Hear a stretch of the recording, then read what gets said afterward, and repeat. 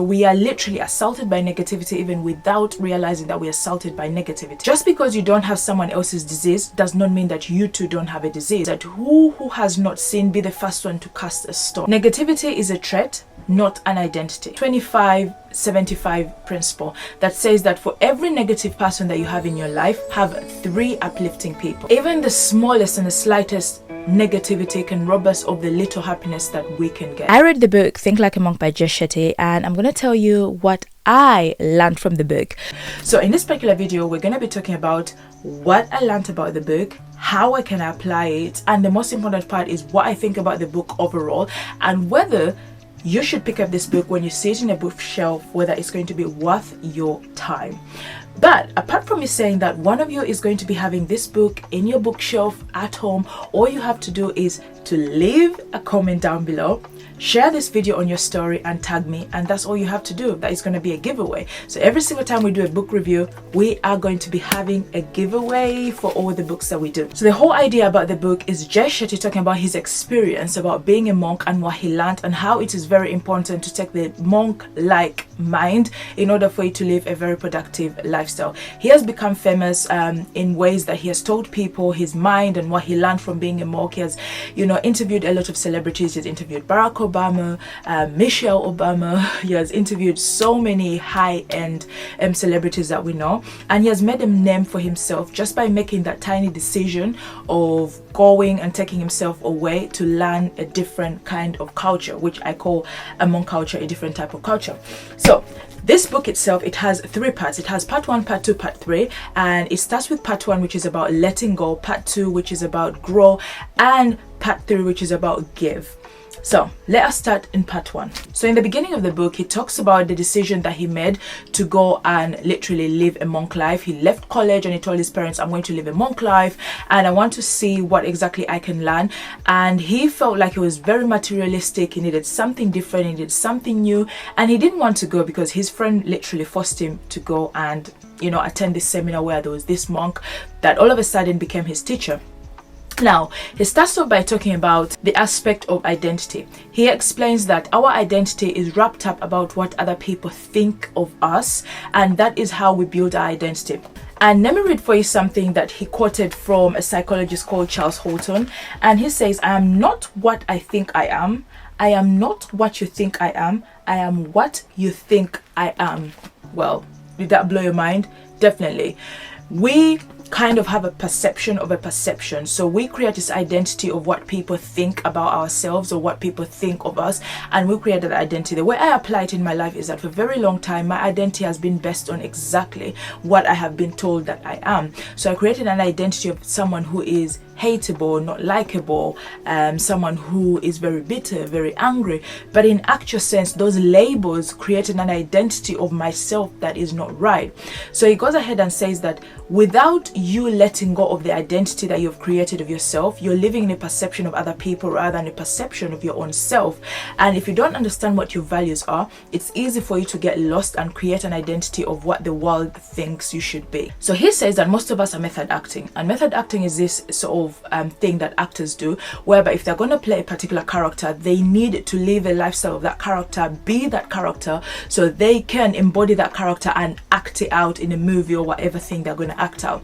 So he says that all of us, we are method acting, most of us, because we immerse ourselves and be something else that is not us. We create an identity, we create a perception of everything that has nothing to do with us because we are method acting rather than living how we should live. Says that the very important aspect about our identity comes down to our values, and our values are literally an absorption of what we allow our mind to take in. And it says that when you start allowing your mind to be quiet, allowing your mind to be still, and allowing your mind to immerse in who you are, then it's going to help you create an identity of exactly who you are and living in the way that you live. And he said when he was in the ashram, when he was living as a monk, he said that he learned to differentiate between his own noise and the noise of the outside people through things like meditation and stuff like that. He also explains in the part of identity that says that we as human beings, we become what we criticize.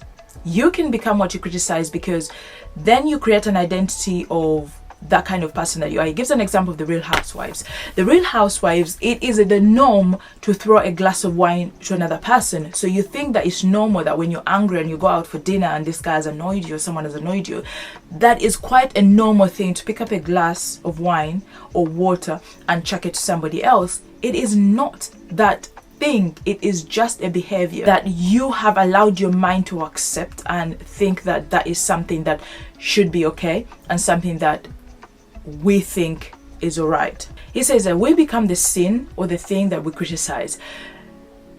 For example, if you are at work and you're gossiping about your boss, and this lady is talking about the boss and being angry and saying the boss is very bitchy, tells her to do a lot of work and all those kind of things, does not care, does not do this and that, your mind is absorbing all those complaints. Even if you don't participate in that, you become that thing that you are criticizing. You end up, going to your friend and you're like, oh, a friend asks you, how was work? And you tell that friend, oh my God, this girl at work was saying that the boss is this, the boss is that, the boss is that. You are literally saying the exact things that your friend or your colleague was saying at work where she was feeling frustrated. You're now carrying that frustration to somebody else. Now you're becoming the same sin that you criticize.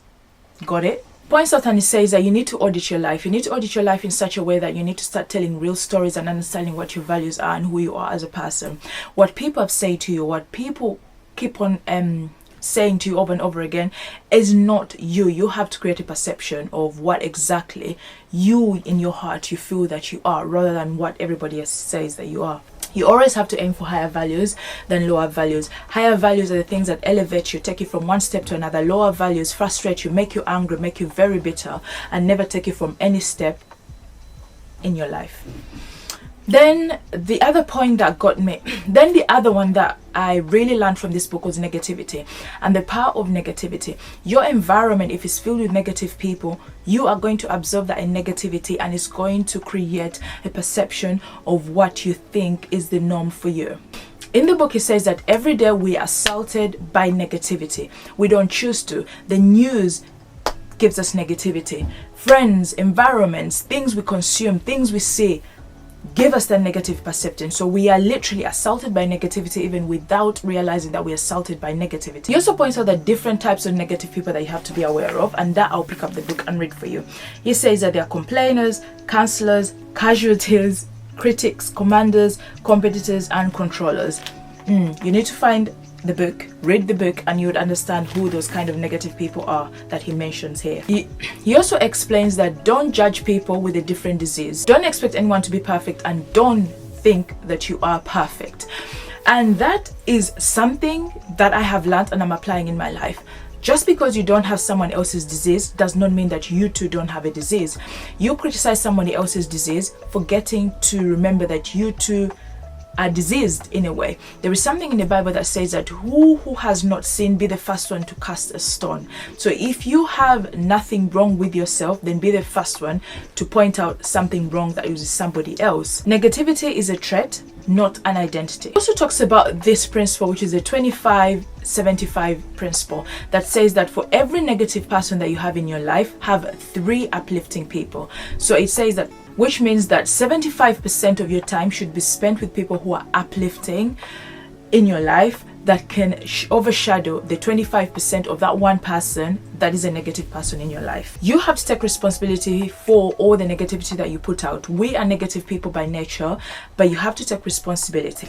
And negativity is not something that sometimes is spoken out loud. It's just sometimes it's something that is within ourselves. It may be quiet. Negativity can be in your actions, the way you act. In order for you to live a monk life kind of living, you have to try as much as you can to fight negativity every single day.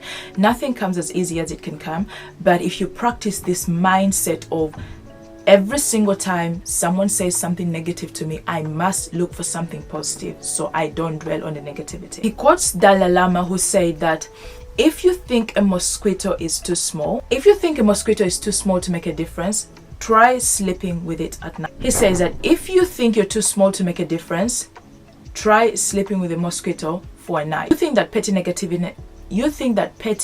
negative ways don't make a difference, but they do. Even the smallest and the slightest negativity can rob us of the little happiness that we can get. And I have learned in my life that sometimes I can be very negative, especially when I'm getting into that time of the month. And if you're watching this and you're a guy and you don't understand, it's something that we can't sometimes control, but I need to try as much as I can to work with my mind and how my body is to fight that negativity. And sometimes I have negative spells of where everything is falling apart, nothing is perfect, nothing is very good. I'm just there, I'm just negative, and nothing you can do or say can take me out of there. But it says, introduce this method of stop, stop, swap, which means stop when you have a negative thing, think about it, stop, and then swap the negativity with something positive. Then he talks about fear, and with fear is something that can never leave us, something that will always be with us, something that we have to continuously fight in life. As long as we are living, fear and anxiety are always going to live with us. And the worst part of that is that fear robs us of the happiness that we can have in life. Waste a lot of our time and energy staying in the comfort zone because we fear the fear of something that hasn't yet happened in our life that we think will happen. We fear stress, we fear challenges, we fear things that are yet to take us to a different stage of our lives just because we think that we are going to be called failures or will never succeed. That sometimes you need to create an entity that separates you from the fear or separates you from that emotion that you've attached to your own self. In the book itself is that when we talk about an emotion, we usually say that we are that emotion. For example, you say, I am angry, I am sad, I am big, I am afraid. And it says that you need to separate that I am from your own self. For example, when someone asks you what your name is, you say, I am Lucy, or my name is Lucy. So when you say I am angry, I am sad, I am frustrated, you're literally creating an identity of who you are. I am sad, I am angry. But it says that you need to learn to separate that emotion away from you because you are not that. It is an emotion that you feel. So you have to say, I feel angry, I feel sad, I feel frustrated, I feel afraid. That is something that I have to learn to practice because most times I say, I am angry, I am mad at you, I am sad. But from now on, I am to change my language to say that I feel sad, I feel like you didn't listen to me, I feel like, as an emotion to separate me from that I am. One key point before we move away from the aspect of fear, he talks about that there are two types of fears. There's useful fear, there is useful fears, and there is hurtful fears. Worried about your poor diet and how you're eating, that is a useful fear because you can easily change the way you eat and create a better diet. But a hurtful fear is you fear that your parents one day are going to die. That is a hurtful fear because you cannot change the course of life. Your parents at one point in life they're going to die, or us ourselves we're going to die, but you can't have that fear because it's hurtful and there's nothing you can do to change that. Then in part 3 he talks about gratitude.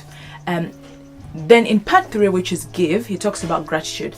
And every self-help book that I've read that is a very good book that I like always talks about the aspect of gratitude, how it's very important to have gratitude. He says that the thing that could be stopping you from the anger, the pain, the bitterness could just be gratitude, could just be the aspect of saying thank you or appreciating someone else or giving or having service. Sometimes we are trapped because we are not letting go to other people.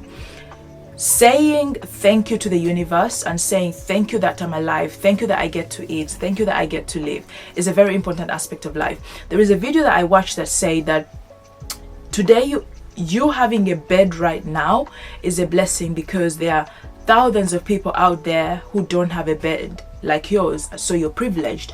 The fact that you get to live in a house with a roof on top of your head, it means that you're very privileged compared to somebody else, thousands of people out there that don't have a roof on their head. Like in America, a hurricane happened in America and so many people are displaced. They don't have homes to live, maybe they don't even have relatives, and the water has just swept away their homes.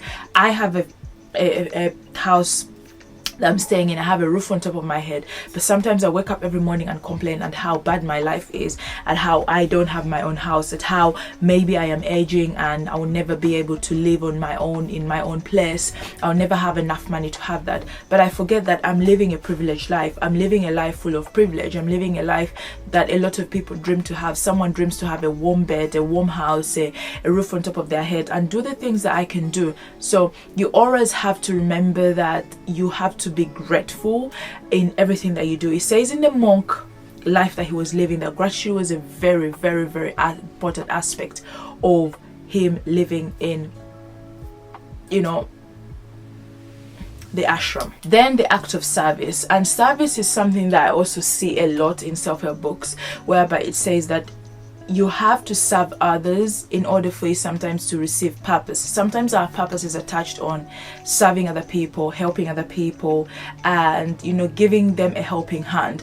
I remember he did share a video where he took Kim Kardashian, I think, and the sisters to serve, you know, the people that lived in a very underprivileged place, like to serve them food. You know, you are very high up there, you're a celebrity, you have all these things in life, but picking up a plate and serving another person sometimes creates a very good kind of gratitude or happiness to your own self and a form of satisfaction.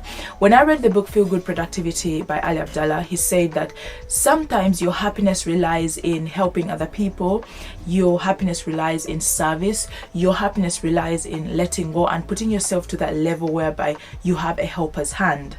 He says a helper's hand is so good because it creates a different kind of fulfillment and a satisfaction to us. And the final part of the book is where he talks about intention and how your intentions matter in everything that you do, that you always have the intention, you always have to have the intention to elevate your life. Ego. Now, ego was one of the parts that I felt really bitter reading, because we all have an ego, we all have an ultra ego, we all have a perception that we put up on ourselves, because our ego protects us, our ego puts us in rooms, our egos, you know, sometimes gives us business contracts, our ego makes us be winners. Our ego is just something that protects us, but in a way it robs us of the success and the happiness that we should have in life. That an ego is like, you know, a gold-plated cup that you may think that gold plate is just so important, but when you rub it away, that's when you kind of see what exactly it is. Too much of anything is really bad. He gives an example when he was in the ashram, and I think the buildings of the temples are painted with a gold sort of I think plate on top of them, but they have to mix it with a different powder. The one time he was so mesmerized and he was watching this guy painting it, and he was watching him, he was like, wow, and some of the gold dust went in his eyes, so he ran and then he decided to take the gold dust out of his eyes, and he was like, oh my god, his eyes are very painful. But what lesson he learned from there is that too much of anything can be bad. The gold dust is very good, it's so good, it's so beautiful, but the moment it enters your eyes, then that is the end of it, because you feel the discomfort. The ego is a mask. The ego is what makes us liars. The ego is an obstacle of growth. The ego can make you become someone that you're not. Remember what we say, that becoming the sin in which you criticize. You use your alter ego to say, I'm not that person, I'm not a negative person, but you're definitely saying the same negative things as someone else say to somebody else by trying to say that I am not that kind of person. So you don't identify by that, but you're ready to criticize that in which that you do not like. So one thing about the book, when you get to read the whole entire book, is that you have a personality test that he has attached in this book, and it's got multiple choice questions, and at the end he tells you what exactly your Varna is. And in the book he explains what your Varna is. It's like your hierarchy of where you are, of what kind of person you are. But Varna, I think in a very long time in the Indian way, it's meant something very different. I did some research on that, and it's just not okay, it's not right. But anyway, my Varna, I'll be honest with you, was a guide, and which actually makes sense. When I did, I was like, that actually makes sense, because I love to create videos like this to act like a guide for you in everything that you do. It just made me smile and laugh. But anyway, you've got options of guide, leader, creator, and maker. So I would definitely recommend you to take that personality test so you can see what Varna you are. If I'm pronouncing it well, Varna, yeah, that's absolutely it. So what do I think about the book overall? So this book itself, I rate it a 5-star. Now you're gonna be like, Lucy, no way you're rating this book a 5-star. Yes, I read this book a 5-star because this book is very well written. I have not dived into the intensity, the writing, the examples that this book gives, that you can actually learn from it. If you take time to read this book, you are going to learn quite a lot. I know Jay Shetty has been under the hammer by so many people, saying that he's lied about where he's from, he's lied about all these kind of things. But let's take away the him and the book. The knowledge that is written in this book is knowledge that I think that everybody should read. It doesn't matter if he's a real monk and not a monk or whatever you guys say. All I can say is that It's a very well written book. I learned so much from this book, and yeah, you just have to give it a lot of time to read it. But yeah, that's what I think about this book.